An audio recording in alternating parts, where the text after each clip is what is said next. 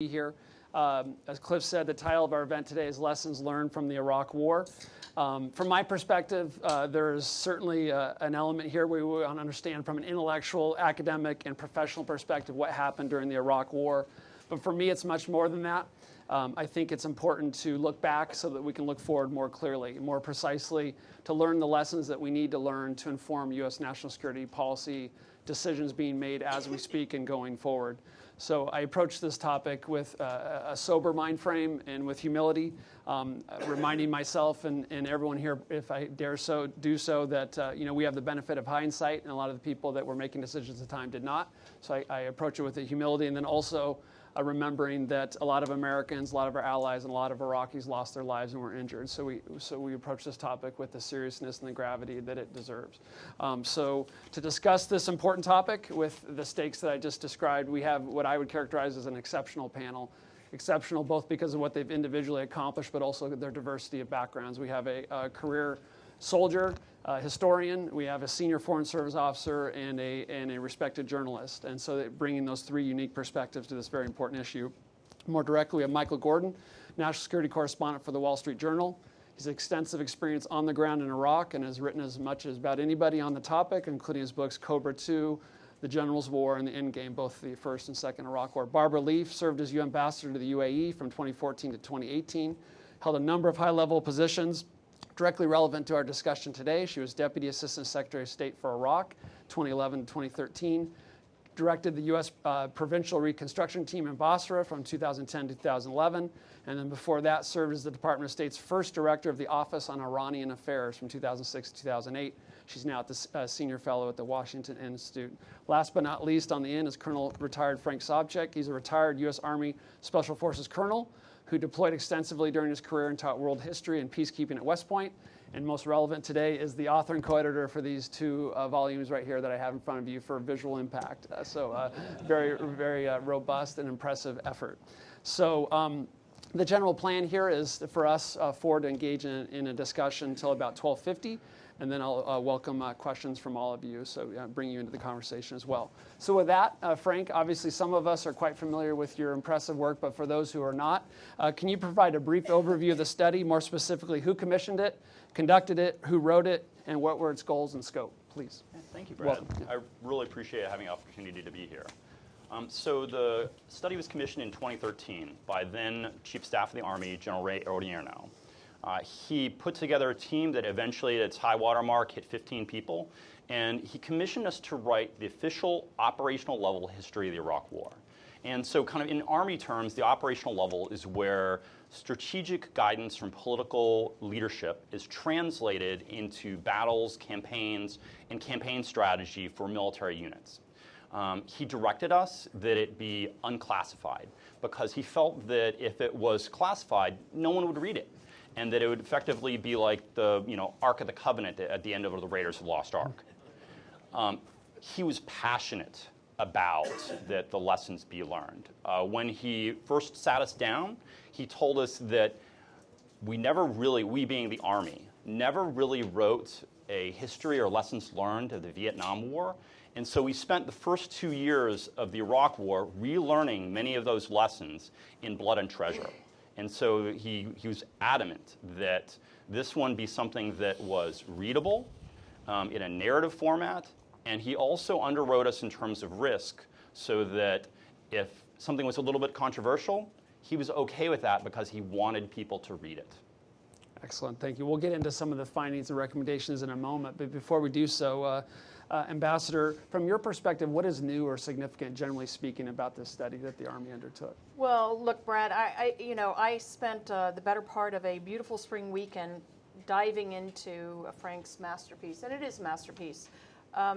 It pulls together in a way that I've seen nowhere else every level of decision-making and operational activity and all the different inputs that took us through this adventure, for lack of a better word. And the candor was really, it was painful to read, but it reinforced for me what I think we as Americans really do best as a society. We look at ourselves hard, we self-criticize, we put it out there for others to learn. And really the lessons that Frank and his team drew out over this masterwork really should inform current thinking about some other great issues on the national security ledger. Thank you. Michael, from your perspective, what is new here? Well, I think the broad conclusions of the study, I think, parallel a lot of the work that's been done by, the initial histories of the conflict and about the failure of post-war planning, the difficulties with the transition strategy with General Casey, the success of the surge as a military proposition, but its lack of success in terms of the politics that followed. But what I thought was particularly important about it was the focus on Army-specific issues that I think, because it went into those in greater depth than a lot of authors such as myself, notwithstanding my last book was like 800 work pages. And for example, and I think this is what made it controversial for the Army and was what ended up delaying its release. But it asked some tough questions about whether the reserves and the National Guard could really take the place of active duty brigades and a kind of counterinsurgency situation. Its verdict was not entirely. And it got into some of the decisions made by Army leadership early on in the conflict that had a deleterious effect on the way the war was prosecuted. It also, at the end, made a number of broad observations, some of which I agree with, some of which I don't agree with, but they're all interesting and important and informed about sort of lessons learned about these conflicts generally. I'm not confident these lessons are going to be learned by the defense establishment, but at least they're written down now, so years from now when we're involved in one of these things, people can go back and read them. Thank you. So, Frank, correct me if I'm wrong. So, Chief of Staff General Odierno asked for this to be done in 2013. Yes, yeah. The report was basically completed when? About 2016. Okay. So, it took 2.5 years for it to be published. It was published in January. What took so long? So when General Odierno retired, there was a significant change in the willingness to accept risk and controversy over our publication. And when General Milley became the Chief of Staff, there was a decision made first to change our publisher. We changed from the Center of Military History, which would title it as an official history, and it was shifted to the Army War College so that it could be an academic document covered by academic freedom. At the same time, there were a series of kind of roadblocks put in our way, vis-a-vis, doing additional interviews, doing additional reviews internal to the Army. There was a lot of concern over the same level of controversy that General Odierno had wanted. Now that level of controversy was seen as something that was not welcome. Okay. All right. So we know that the administration published its National Defense Strategy in 2018, and the center here has focused a lot on that. We've had one of our first event on that was with the National Defense Strategy Commission. The audience will know that a key focus of the National Defense Strategy was great power competition with a real focus on China and Russia. Michael, how would you respond to someone who says that this is a study that looks at a counterinsurgency with 100,000 plus troops in the Middle East? The U.S. is not going to do that again. This is really a relic and is not relevant to the great power competition that we now confront. Well, I think that was the Army's desire to sort of focus on its new mission, deterring the Russians, with all the bureaucratic and programmatic and funding implications that entails, namely big Army, lots of new modernization. I think was one reason it was not so anxious to publish a sort of backward-looking study, but one with implications for the future. My own view on this sort of thing is that as a journalist having covered and been part of 7 wars, is so many of these have not been anticipated. You don't really get to pick your wars. And if I had asked you in July of 1990, would we be liberating Kuwait with 2 Army Corps, no one would have thought so. And I dare say some years ago, no one would have anticipated that U.S. forces would be part of a kind of a hybrid warfare in Syria against a group like the Islamic State. So one reason that General Petraeus, and along with General Mattis actually, had to put out his manual on counterinsurgency during the Iraq War is that a lot of the lessons that had been learned toward the end of the Vietnam conflict had been forgotten because people have said, well, we're never going to do that again. So, we're going to Europe, and we're going to focus on the Russian threat. And so, never is a very long time. And so I think that it's just a matter of time. I don't know where, I don't know when, I don't know how, that the U.S. will be involved in some form of counterinsurgency again.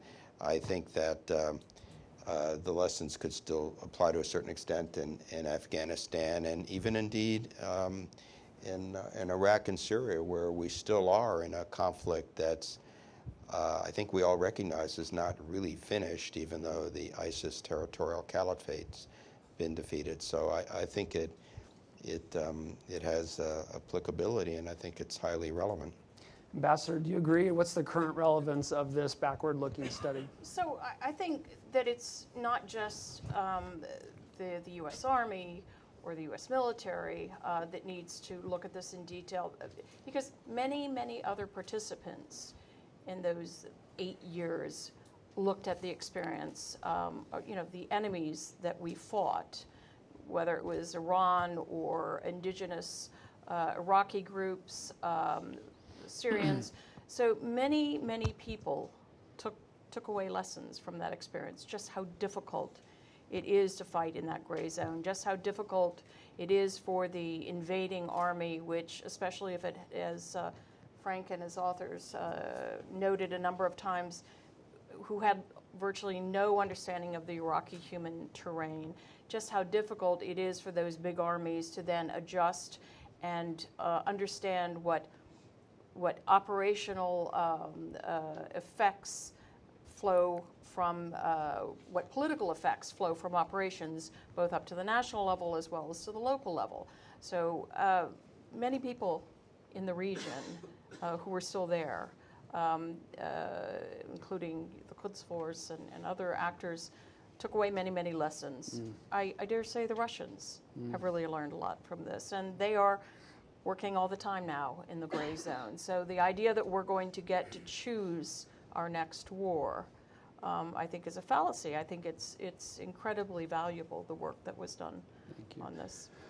Frank, in addition to the point that they both have made in terms of we don't know what our next war will be, we don't get to pick our wars, what would you say is the direct application of the lessons learned here, generally speaking, to great power competition with respect to China and Russia?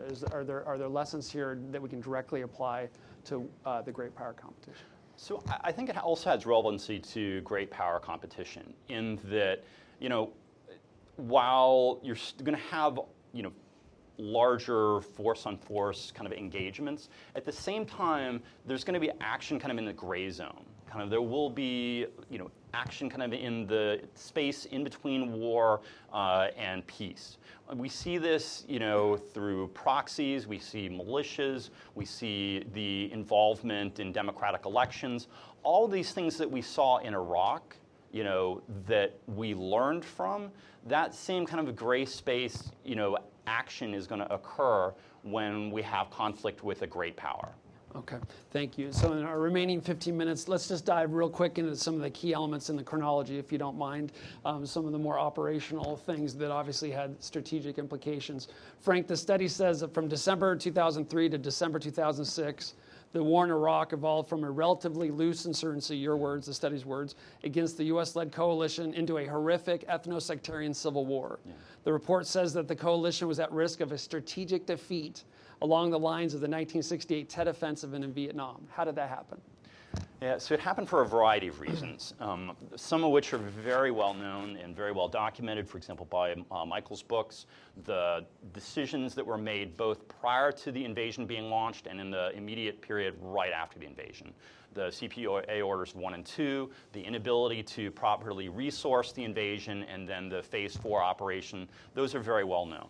What I think is a little less well known is the period kind of the transition strategy, where from 2004 to 2006, the U.S. pursued a policy kind of driven by two kind of ideological concepts. First, the concept of the antibody theory, in that U.S. forces represented kind of an infection in Iraq and thereby created antibodies just by being there. So thereby we needed to draw down our forces, both in presence and in numbers. And then second, the concept of dependency, where because American forces are so gung-ho, so want to do missions and accomplish things, that we also had to draw down our forces, because if we left large numbers of troops there, we would do things for the Iraqis and thereby delay our eventual withdrawal and delay the ability of the Iraqis to become confident and able to accomplish things on themselves. The consequences of this strategy was that as the Civil War was kind of gaining steam, we lost situational awareness with what was going on. At the same time, as we transitioned responsibility to the Iraqis, we transitioned responsibility at times to a government that was not an honest broker and that was actually part of the sectarian civil war itself. Ambassador, in the study that Frank led, they discuss U.S. misperceptions regarding democratization and sovereignty. Frank, just very quickly, and then I want to ask both of you to respond. What is this misperception regarding democratization and sovereignty that the study describes? There's a sense within the U.S. military, you look at the Marine Corps Small Wars Journal or the Counterinsurgency Field Manual, that elections are a salve, that they automatically will tamp down an insurgency and kind of make a situation better by deflating an insurgency and by providing legitimacy to a government. The challenge is that in a state like Iraq, where it was a very heterogeneous state with different ethno-sectarian elements that are ready to compete and fight for political power, elections, rather than being a salve, they actually served as an accelerant to violence. And the choice to have elections held very quickly left very little room to kind of have reconciliation and opportunities to try to solve problems. So, Ambassador, I hear Frank saying that the rush to elections, the rush to hand off sovereignty was a mistake. Do you agree with that? I mean, I would agree. And look, I mean, I wasn't there having to make decisions on the ground, let alone at senior levels in Washington at this time. But, you know, again, it strikes me that, you know, when you have set out a directive, you know, in November of 2001 to the U.S. military, to the Army, to, you know, set up a plan to decapitate the regime and take out the WMD, you're entering into unknown territory right there.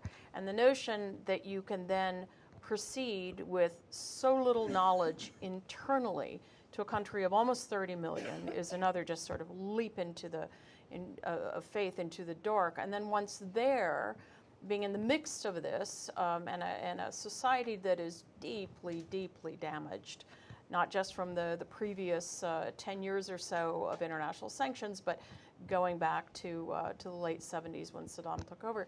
So all of this then rushing into the desire to hand things off, as Frank says, drove us for years, always seeking, and it was on the civilian side as well as the military side, and this notion that the elections were going to be a salvation.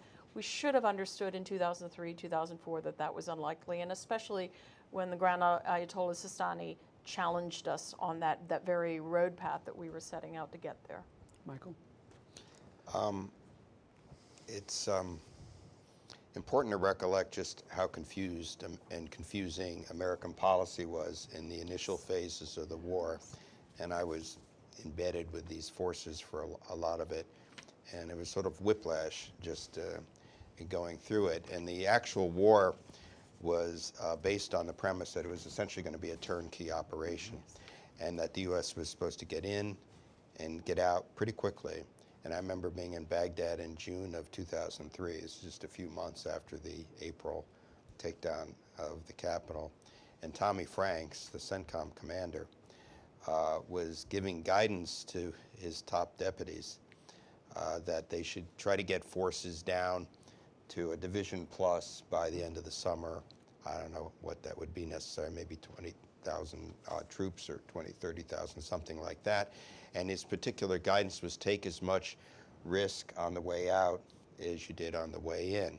So that was the original concept. And then, of course, he didn't stay around to deal with the aftermath, but insisted on retiring and handing it over to others. So that was the original concept of this mission, and it didn't take long for it to just dissolve, given the anarchy in Iraq, the collapse of institutions. One point the book makes is that the state collapse was not desired or foreseen. In fact, it was predicated on an assumption that the ministries, the military, core institutions, the police would somehow endure, and we would just sort of hand over to them. Once that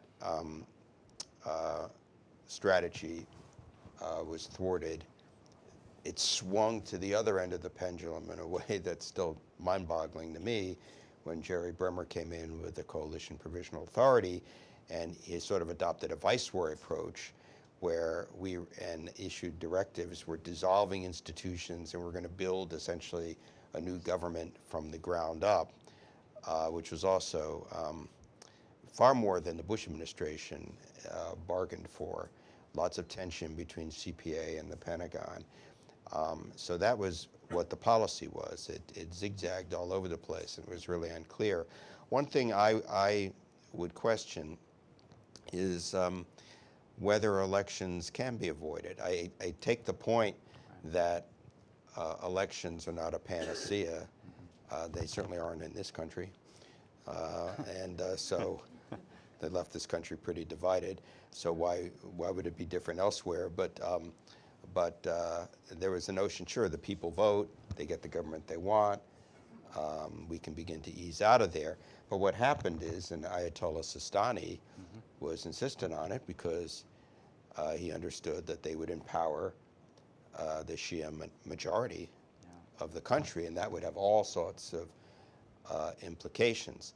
Now, unless we're going to stay there and thwart the popular will, I don't know that elections can or should necessarily be avoided, but one should go into, especially for a country like the United States that considers itself a democracy, but I think you need to go into it with the realization that they can be problematic.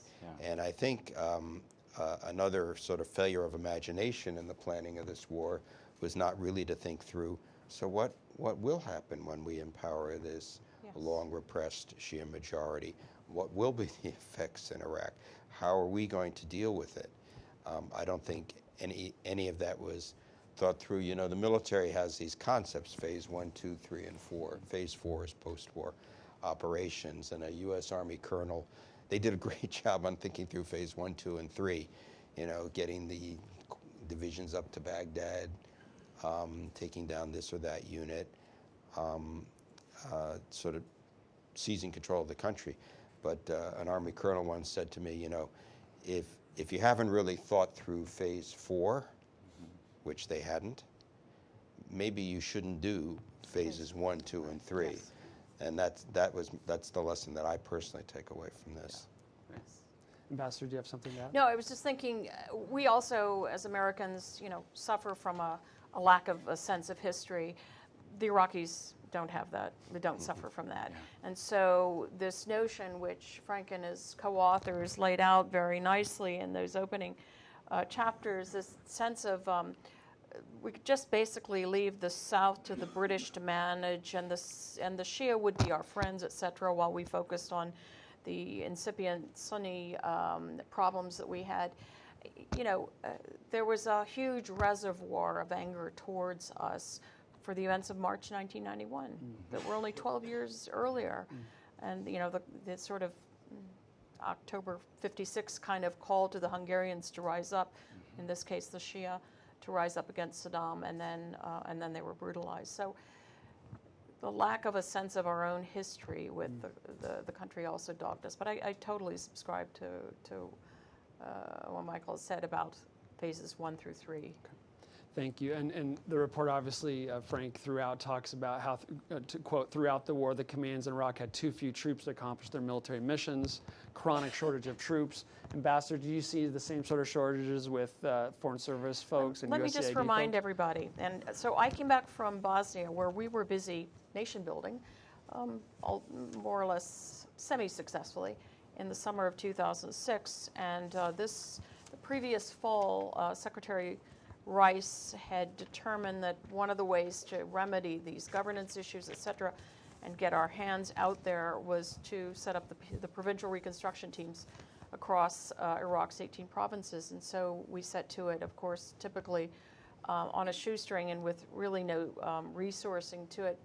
When I got back in the summer of 06 to take up the Office of Iranian Affairs and get it set up and moving, what I was hearing constantly was people reporting, my colleagues coming back from the Pentagon, that folks at the Pentagon were saying, state didn't show up for the war. Well, the Foreign Service is 8,000 people strong. That's it, for the globe. 8,000 generalist diplomats for the globe. So we're tiny. We are not subject matter experts in nation building, although we, by the nature of our generalist profession and experience, we can jump into that with that field and figure it out. But we're tiny. Thank you. And my last question before we go to the audience that I feel compelled to address is just the role of Iran in the Iraq War. Obviously, we had the news this week of the Irgc being designated as a foreign terrorist organization. We had the report last week from the State Department and DOD that 100 additional troops, for more than 600, had been killed by Iran in Iraq.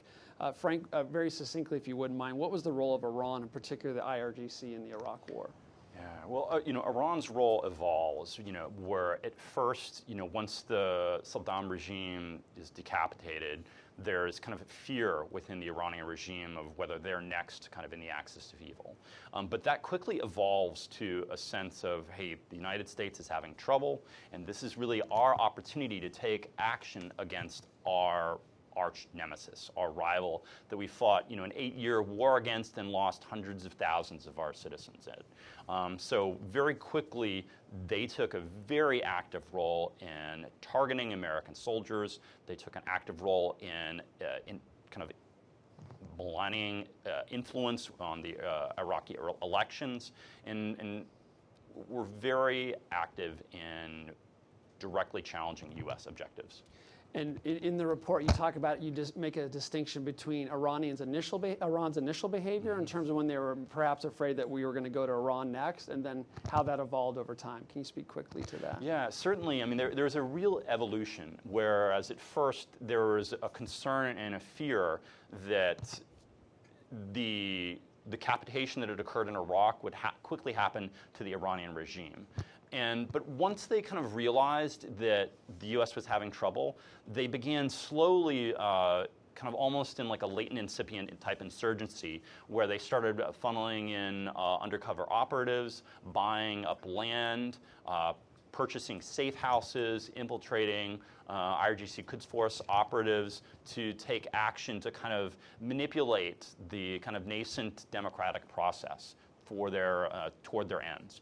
Over time, as they saw that the United States really was not pushing back against them, it emboldened them to take further action, military action, where they used militias as proxies, again, kind of similar to anything that would happen in a gray type zone type conflict with the other nation states, against us to directly target soldiers. So they were using explosively formed penetrators. They were using improvised rocket-assisted munitions.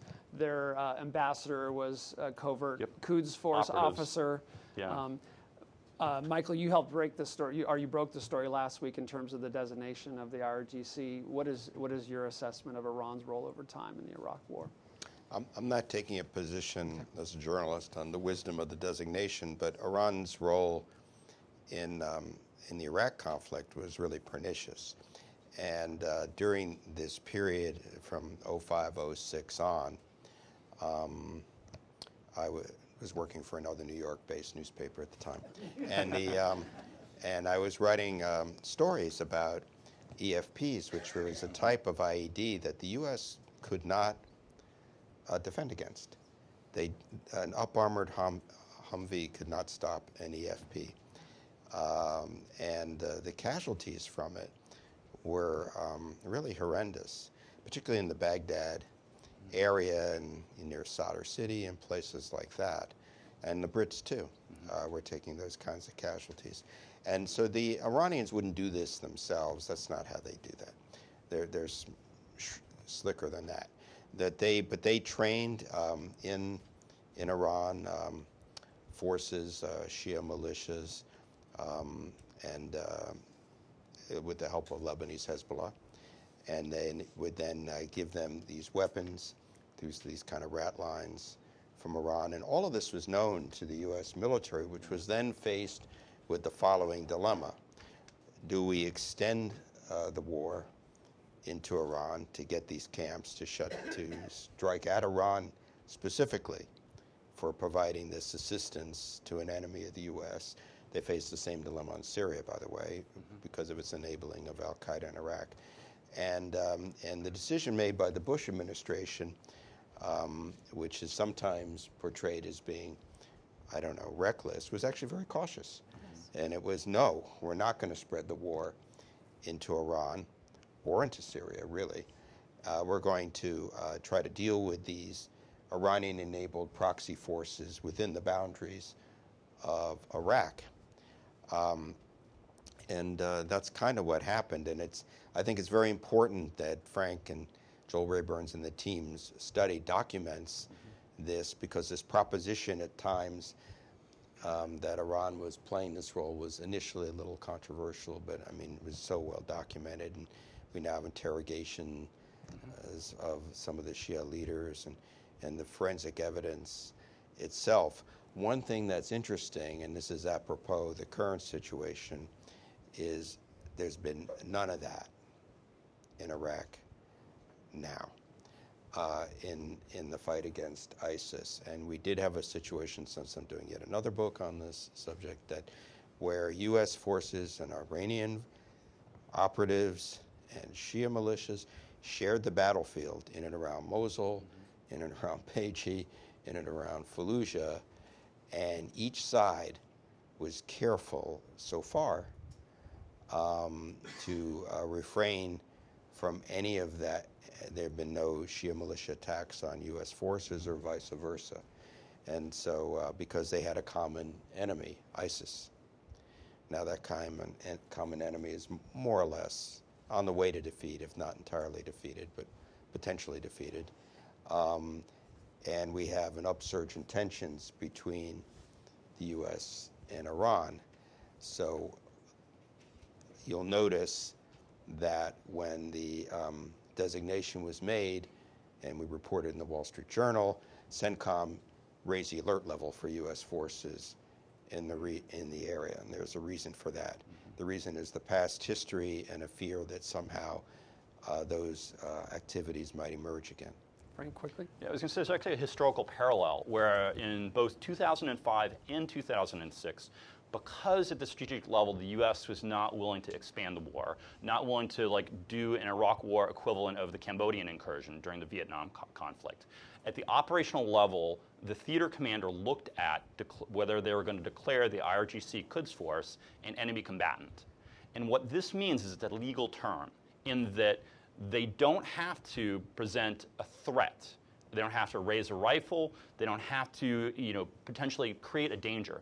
Just the simple fact that you know someone is an Irgc Quds Force operative, you can kill them.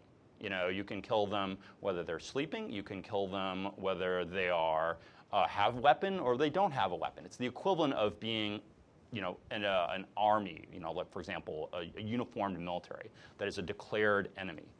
Similar to the issues that were debated now, the reason why in both 2005 and 2006 that they decided not to do that was the fear of climbing the escalatory ladder with Iran.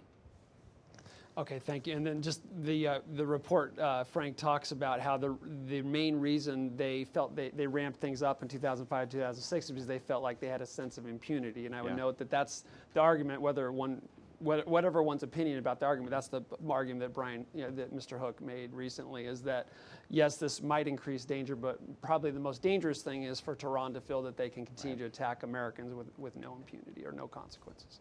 Ambassador? Well, I was going to say, I mean, the problem with that, wrapping the FTO designation around with this argument, I think, is that, what does the designation actually do that it hasn't been done already? So it operationally doesn't have a lot of effect. It has a political, sort of a banner effect. But, if you're going to try to cut Iran off on the escalatory ladder, my argument would be you have to do that on the battlefield. We failed to do so, not just in Iraq, by conscious decisions, by, as Michael said, an administration that was tagged with being wild-eyed about Iran, but actually was quite cautious.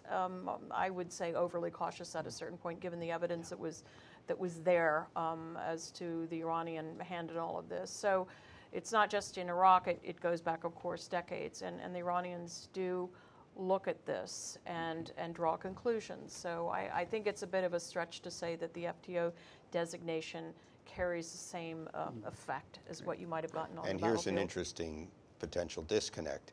At a time when things are potentially heating up with the IRGC in the Middle East arena, apropos your question, what's our national defense strategy? Yes. To pivot away from the Middle East and Afghanistan and concentrate on China and Russia, to include with transferring resources from the Middle East and positioning them in Asia, in Europe, and spending of that. So our longer-term, deeper strategy is to focus on China and Russia, but now we're heating things up with Iran. So it's going to be, not to say the military can't deal with multiple threats, but that's not the direction I thought the Pentagon was headed in about 2 weeks ago. Thank you. Let's go to the questions from the audience. If you would wait for the microphone to come to you, please identify yourself and your affiliation, if you wouldn't mind. Looks like we have a question in the back there.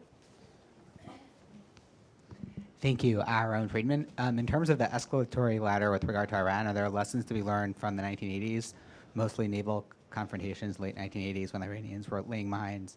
The U.S. attacked the Iranians basically backed off because they saw the U.S. was fighting. I mean, I would agree with that. I think, as Ambassador Leaf indicated, during the war, we were very concerned, almost, I think too much, that Iran really had the ability to cause large numbers of U.S. casualties, much more than what was already happening.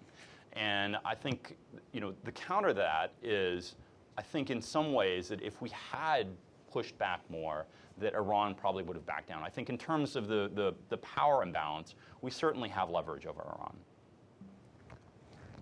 Ambassador? No, I would agree. Okay. Next question over here. Yes. Hello. Kathy Gilsonan with The Atlantic. Thanks for doing this panel. In terms of applying the framework to our current conflicts, I'm wondering if any of you can speak about possible lessons learned in terms of the Syria withdrawal. Are we in phase 4 there? What phase are we in? And and I don't hear as much discussion of an Iraq withdrawal, but if we could sort of look at those holistically and what, please. Application to Syria. How do you apply the lessons of the current decisions related to Syria? So I think the first lesson is that, that with the military truism, the enemy always gets a vote.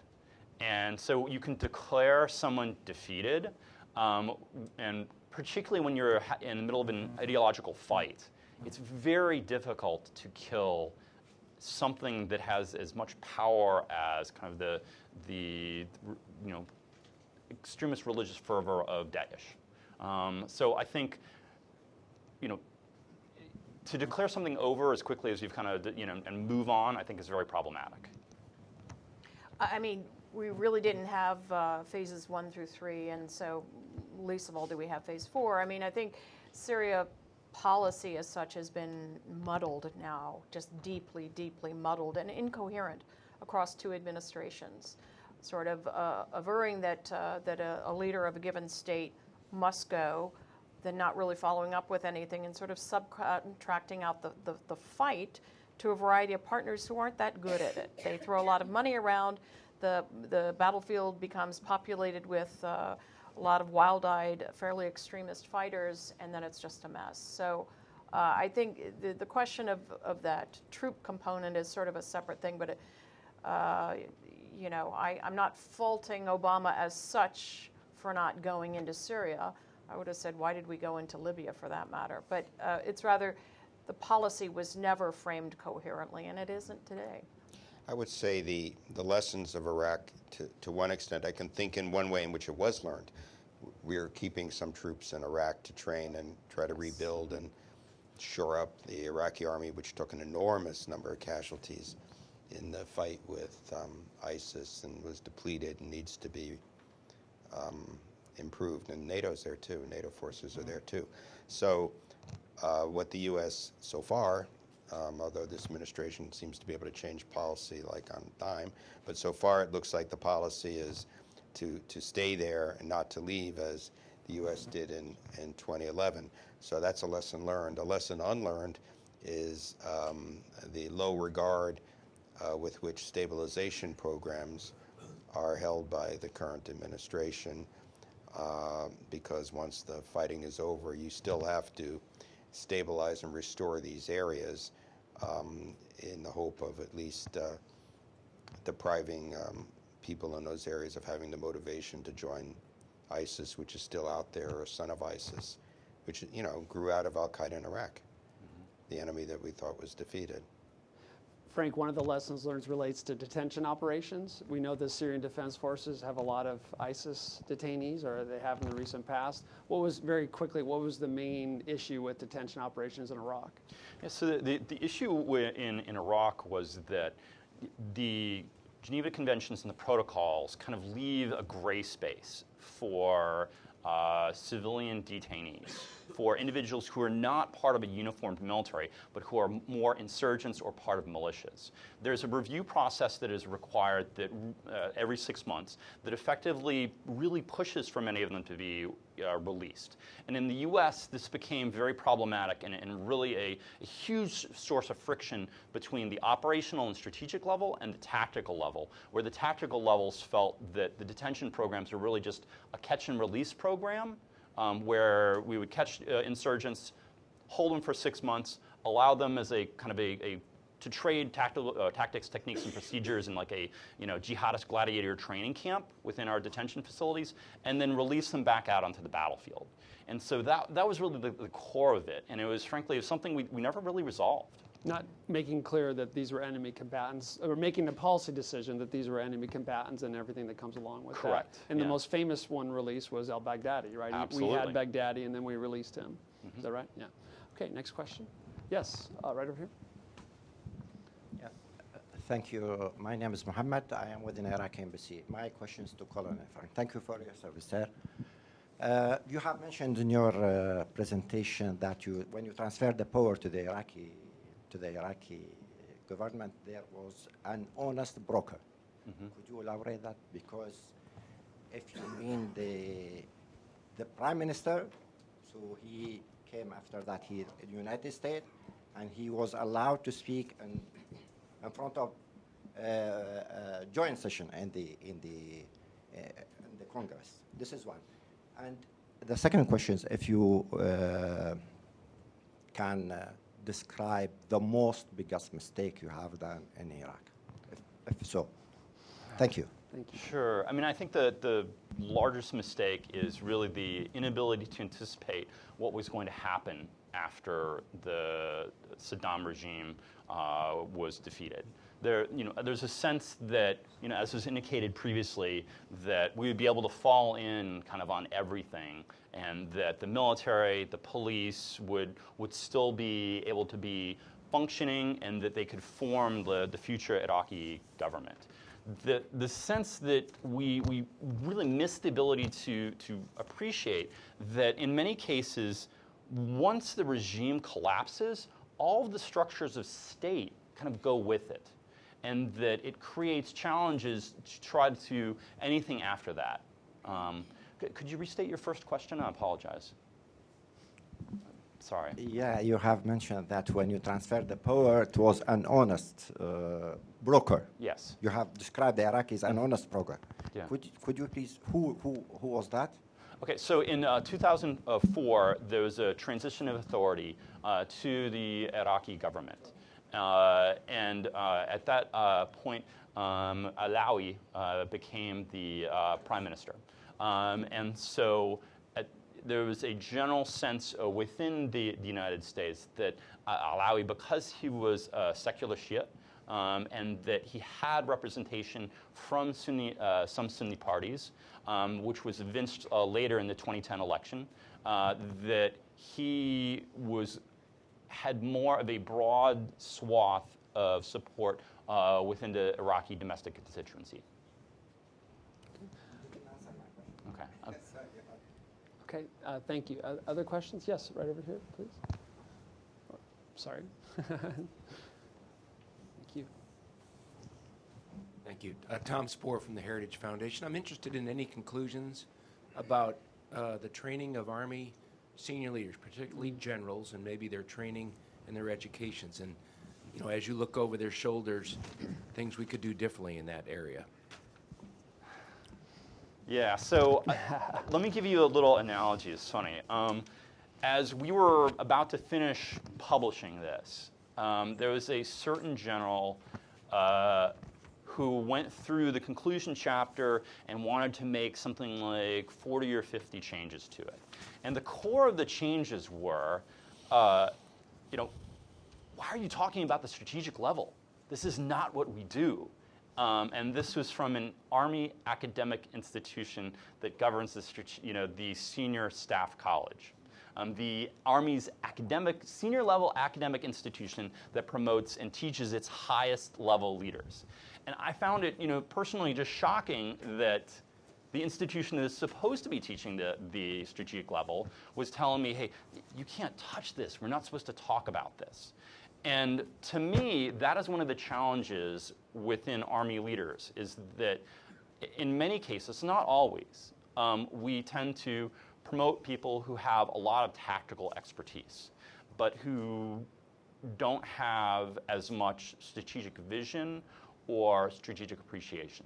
I mean, there are definitely individuals who are superb and who have real gift and kind of in the sense of Fingerspitzenspiel, the ability to understand and see the strategic battlefield.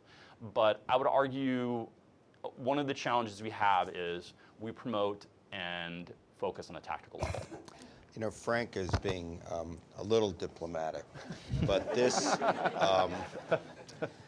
this report, and it was interesting to me, and I actually wrote a whole big Wall Street Journal article about it, because the Army's reluctance to issue the report is almost as revealing as the report itself. And there was a phase where this thing was supposed to, remember, it took 2 years to write. Okay, it takes them forever to edit it and publish it, got it. But it was supposed to come out, I think, about a year ago in the spring, because I'm tracking this thing. And then it got brought to the attention of the Army Secretary and senior Army leaders on the military and civilian side. And this induced some sort of sense of, I don't know what, concern, panic, unease, that they would put out a document that had criticisms of some previous Army strategies, programs, officers. So the whole thing went into some sort of review where they considered all sorts of options, including reclassifying a classified, unclassified study. And at the end of last summer, we're going back more than a year, really. They were, right? When yes, yeah. I'm trying to remember. They were. Sure. They had a plan to. At the end of last summer, there was a plan afoot. They said, well, maybe we can put it out at the end of August, and no one will basically no one, when the Congress is not in session, except the Congress was in session, but when the Congress usually is in session, and no one will notice, and we'll do it with as an academic release, and there won't be any press conference or discussion like this, or about any of the conclusions, sort of like in the dead of the night, and maybe no one will notice it. And then they came up with a plan to say, we're going to make this a work of the authors, meaning it would be as if Frank and the 13 other people he worked with, or a dozen other people, got together in a Starbucks and wrote like a 1,300-page op-ed article that didn't spend millions of dollars of the Army money, wasn't done at NDU, and didn't have the Army's imprimatur, just kind of did it on their own. And that was sort of the operating scenario for how the Army was going to handle this, as a work of the authors, where they were going to try to do this. They were going to excise from this document the forwards by General Odierno, and they were not going to have one by General Milley, or any of the acknowledgments of thanking this or that Army institution for cooperating with this enterprise. And I dare say that was sort of the favorite way of handling it, until I, the journalist, came in and said, you're going to do that? And how come you're not going to have a forward? And how do you spend millions of dollars on a project that's doesn't carry the Army imprimatur? And what's going on here? And then it kind of, finally, they kind of did what seems to be the appropriate thing and published it. Although, how many printed copies are there? I think there are only 40 printed copies. And was that makes these very valuable, right? right? Yeah. And what sort of press conference or event or seminar was there when this 2-year effort was released? Was there any? No. And Okay. what's the onward plan for printing? None.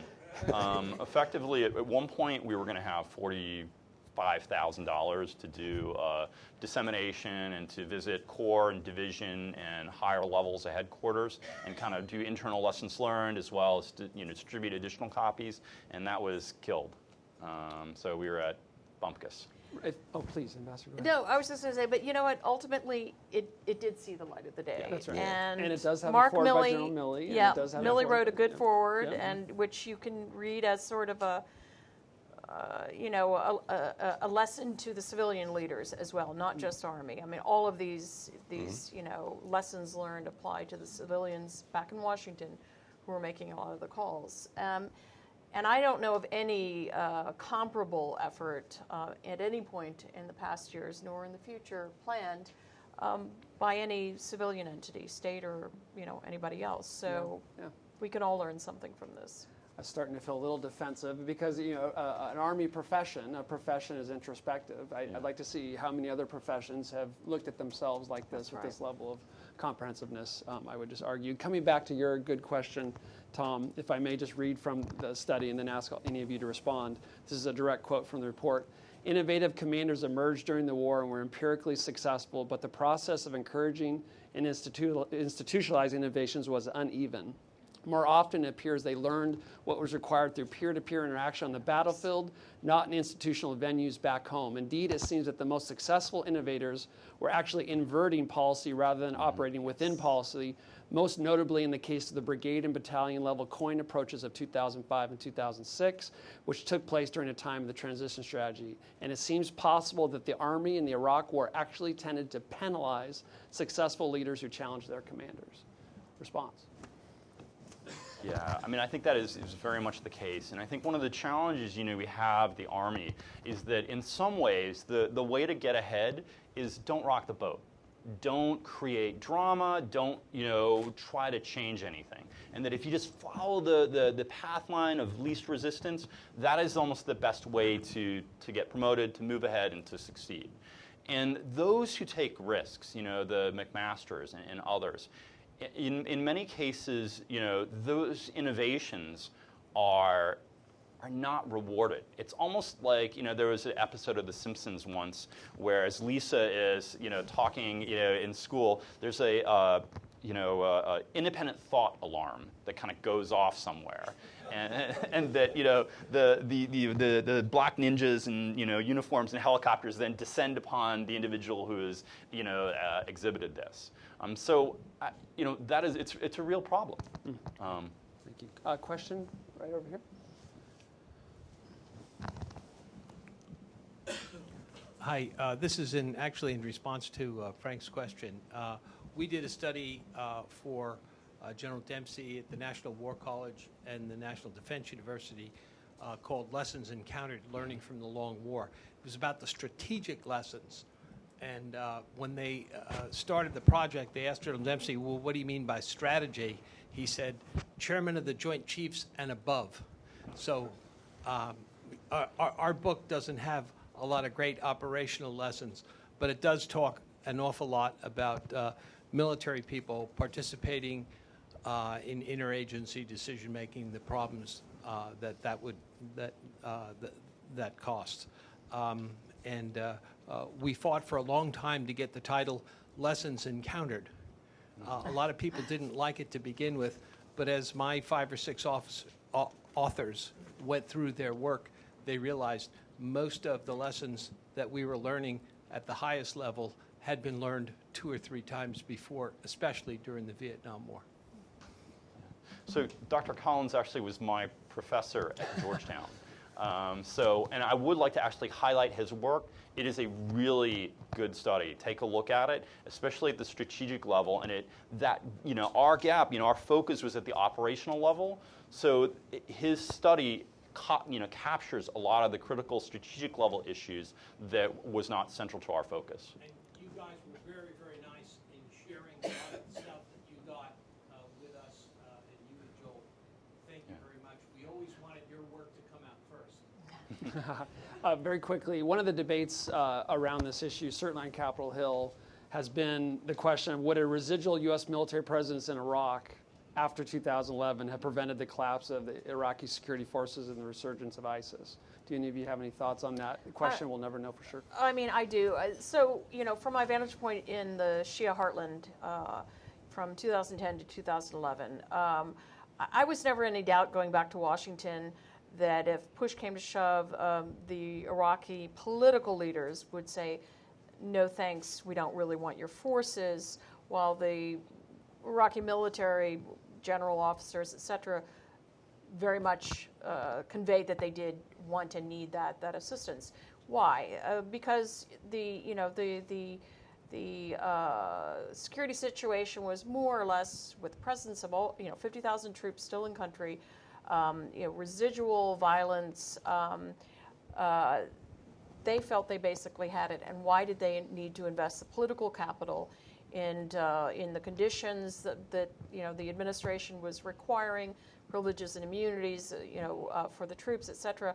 Why should they invest the political capital? So I went back to Washington quite, certain that that the public didn't want troops, the political leadership, except for the Kurds, didn't want it, and so yes, Obama himself didn't want to keep troops there, but he was met very much in that mindset by the Iraqi political leaders. And then we saw what Maliki did in the ensuing period, which devastated the fitness of the ISF and furthered the groundwork for AQI and its successor ISIS. So I'm given the numbers we were talking about, I don't think it would have really materially made any difference. Michael, I think it would have made. I disagree on that point because I think it would have made a difference in a number of respects. First, would it have made a difference if the the generals on both sides, American and Iraqi, understood the U.S. presence was required and necessary because the Iraqi army was a work in progress. The politicians on both sides were playing to their domestic audiences in the United States and Iraq. But should there had been, had they worked out something to keep a force there, it would have made a difference in a number of respects. What made Mosul such a surprise to the White House in Washington and what made it such a sudden victory for ISIS was the collapse of the Iraqi forces. It wasn't several thousand ISIS fighters or several hundred ISIS fighters, which could have been handled by any competent military. And so what happened was the U.S. lost its situational awareness, its understanding of the very military it spent billions of dollars and 8 years building, because it had nobody with these guys. It didn't have any advisors with the Iraqi, 2nd and 3rd Division in Mosul with the Iraqi police. It had no idea what was going on in these units. It didn't realize to what extent they had deteriorated. In fact, one of the first things President Obama had to do was send a team back to Iraq to go look at all these units and say, so can they be fixed or not? So that we would have detected that too. If you have giving aid and support to a foreign country, you have a degree of leverage and influence that if you're not even part of the situation. And so to some extent, I think we would have been able to counter some of Maliki's sectarian impulses. So I think we would have had a better understanding of the situation. Could you have averted the growth of ISIS entirely? I don't think so, because it was feeding off the conflict in Syria, and Iraq is Iraq. But I think it really would have mitigated it. And the final force that the Obama administration was thinking about, by the way, was much less than the U.S. recommended. It was 3,500 troops with a rotating 1,500 forces for a grand total of 5,000. But I still think, since we probably had a little more than double of that in fighting ISIS, I still think it would have made a difference. If nothing else, you wouldn't have been blindsided by what was happening there. Frank, was a deal gettable in 2011 with the Iraqis? So, I mean, it's a counterfactual. So it's hard to know what really would have been possible. And I agree with a lot of what has previously been said. I think, in terms of the Iraqi military, I think many Iraqi military leaders wanted to have a U.S. presence. There was almost a civil military fissure within Iraq, in that some of the military leaders, publicly made statements of, hey, if you stay as long as you've been in Germany or Korea, that's what we would like. On the political side, however, I think Prime Minister Maliki, there are some of the authoritarian tendencies as well as sectarian tendencies that were coming out. He was reluctant to have a U.S. presence, for sure. In that a U.S. presence he would see as a potentially a retarding influence or a blocking influence on his authoritarian and sectarian influences. At the same time, I think, obviously, Iran, which I think is a very important actor to consider, wanted us the heck out of there. So they were putting extreme leverage on Iraqi politicians, as well as the domestic base, to try to push that, for us to withdraw. At the same time, in terms of U.S. Policy, there was, again, a civil military fissure, where the military was recommending a division size, 12 to 15,000, and eventually what was settled on was 3,500, which kind of dovetailed with what the Iraqis felt, Prime Minister Maliki and others felt was kind of really too little to try to get to pay a political price for that amount, and that they would not really get a sufficient bang for their buck if they were going to expend considerable political capital on that. At the same time, there was this sense that the U.S. had put a requirement for a parliamentary approval for a residual force within Iraq, and that some of the research that we did indicated that that was a U.S. kind of pushed concern. It was a U.S. requirement that sought by the Obama administration, but not a condition. Correct. Of the Bush administration for the actual SOFA we did get. Right. As well as on the Iraqi side, that there was a sense that was not a fait accompli or a requirement, and that in itself became something that Prime Minister Maliki was, there was no way he could deliver that. What are the lessons here for Afghanistan? Boy, I don't know, do you want me to start? Yeah. I mean, I think, for the long term, this kind of process is an extremely long process. It's a multi-decade process.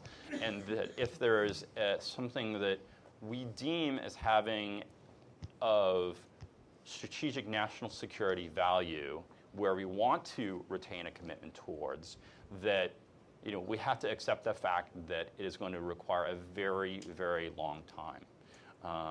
At the same point, I think it raises questions of, is Afghanistan a national security interest? Yeah. Ambassador? Well, I would just say, the problem, with Afghanistan at this point is very much of this generalized, war fatigue in the United States. Strangely, at a time when there's arguably less connectivity on an individual basis of American citizens with those who go off and fight these wars, but there's a generalized sense of a pox on all their houses overseas, especially in the Middle East, with this notion that we've been in a forever war in Iraq, although we haven't actually. The counter-ISIS fight that was clearly of paramount national security interest for us. Afghanistan at this point, much less so. Michael, anything on that? I don't have anything to add. Question, yes, right here in the second row.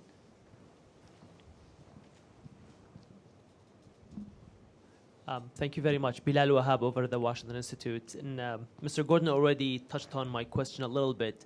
It's about nation building. And the United States had an experience of nation building in Iraq. That phrase is radioactive nowadays in Washington, D.C. Yeah. Is it something that the U.S. Does not know how to do and therefore should abandon, or is it something that the U.S. can learn how to do? Thank you.